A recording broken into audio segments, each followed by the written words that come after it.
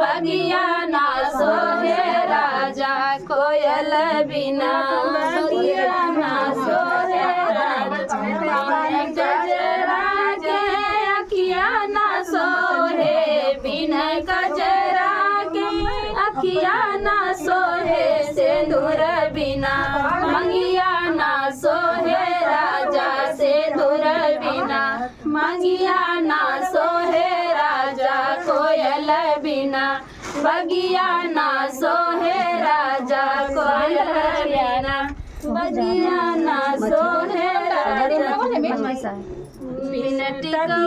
मिन तकिया के सजिया ना सोहे मिन तकिया के सजिया ना सोहे ललन बिना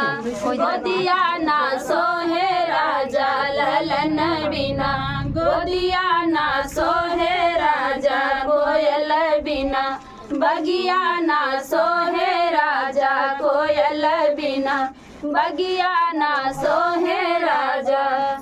तो फ्रेंड गीत कैसे लगा कमेंट बॉक्स बताना।